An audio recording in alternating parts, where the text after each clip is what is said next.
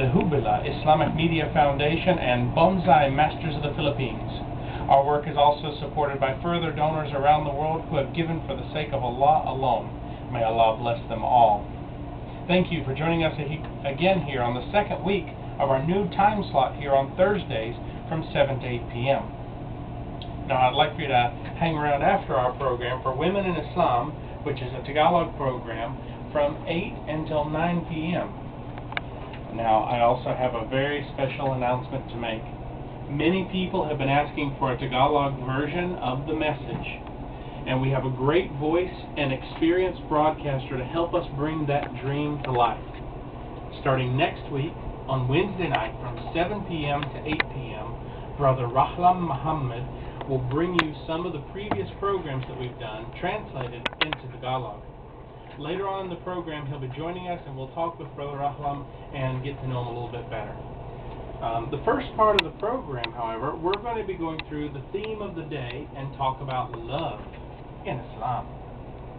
Please contact us with any messages of encouragement or questions, and don't hesitate to write in whatever language you feel most comfortable with, whether it's English, Tagalog, Cebuano, Chavacano, Bisayan, Maranao, Pausul, Maguindanao, Bicol, Pagasenense, Samal, Waray, Spanish, or Arabic.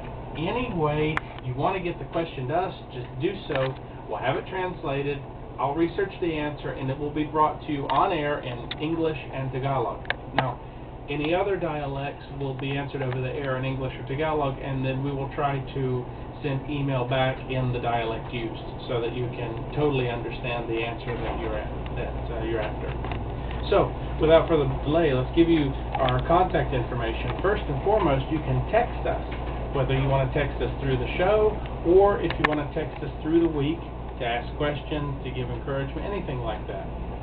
Our text number is 0922-604-4233. One more time, that is 0922-604-4233. Our email address is islamradio@yahoo.com. Again, that is islamradio@yahoo.com.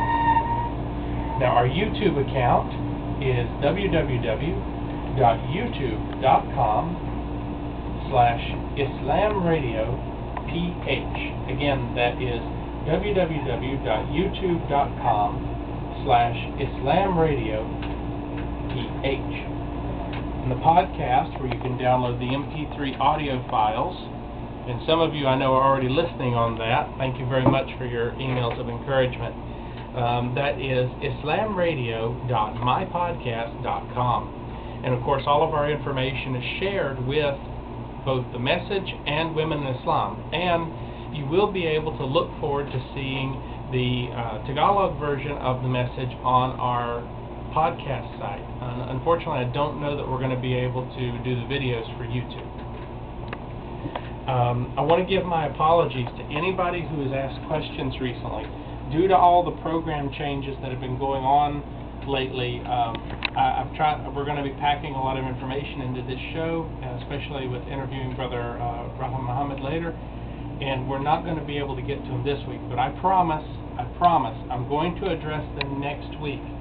Now, this, of course, especially for our listener that texted last week, Brother Abdul Rahman from Manafap Compound, and his friends Jar R. Zaldi and Neil June.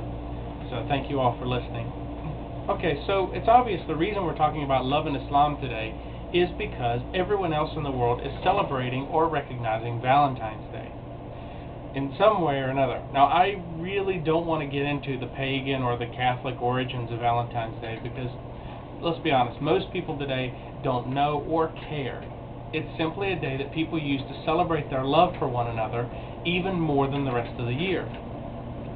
Last week, we talked in depth about marriage in Islam and how husbands are supposed to treat their wives with kindness, mercy, and tenderness. We discussed the ideal situation that Allah subhanahu wa ta'ala and His Messenger have brought for us to live in marriage with each other, and how Allah has provided us with partners in life, as He reminds us in Al-Qur'an, chapter 30, verse 21. And among His signs is this, that he created for you mates from among yourselves, that you may dwell in peace and tranquility with them. And he has put love and mercy between your hearts. Verily, in that are signs for those who reflect. So what is love really? Well, love is a state of emotion which endears the one who feels it to care for, protect, preserve, and maintain that person or thing which he or she loves.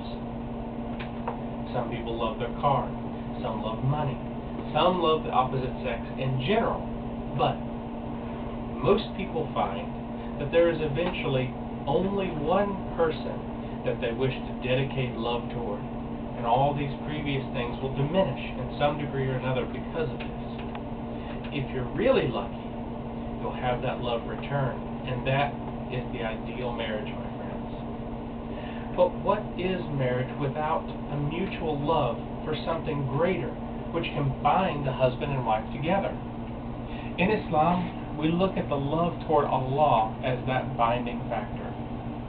Within the love toward Allah, we bind ourselves to each other as husband and wife, and we are also bound to every other worshiper of Islam by default. As some of you already know, I like to travel a lot. Not by airplane, going to different parts of the world, or any of that mess, but within the greater community that I live.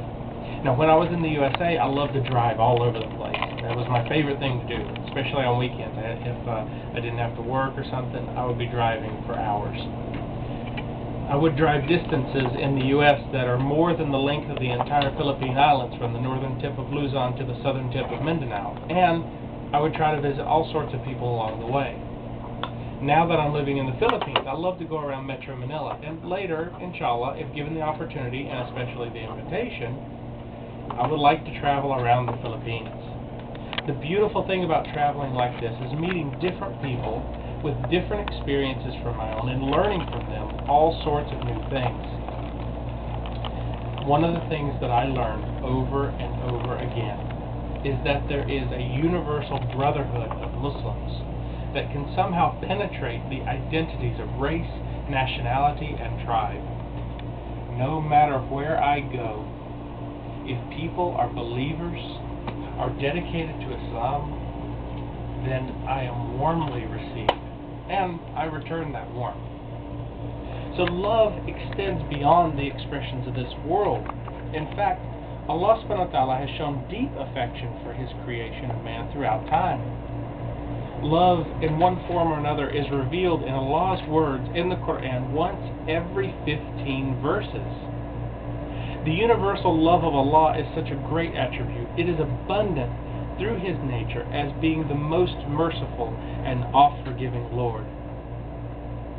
Now, a lot of people question, does Allah need our worship? No.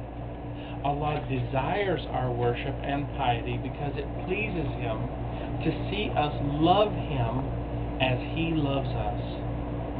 The desire of Allah is not to punish the wicked, it is to reward the righteous. And this is why all of the early verses of the Qur'an focus on the great rewards given to those who follow His laws, rather than being filled with all the warnings of punishment to those who do wrong.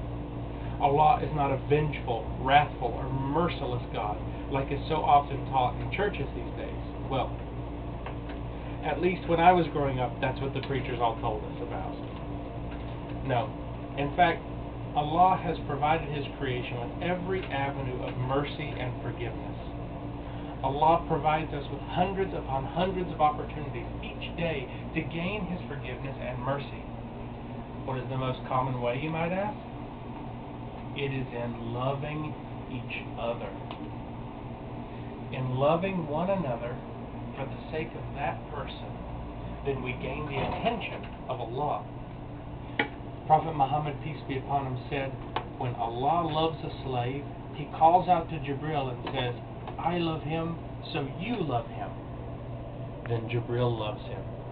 After that, Jibril announces to the inhabitants of the heavens that Allah loves this person, and the inhabitants of the heavens also love him, and make people on earth love him. And this is considered Sahih by both Bukhari and Muslim. One of the most important and often repeated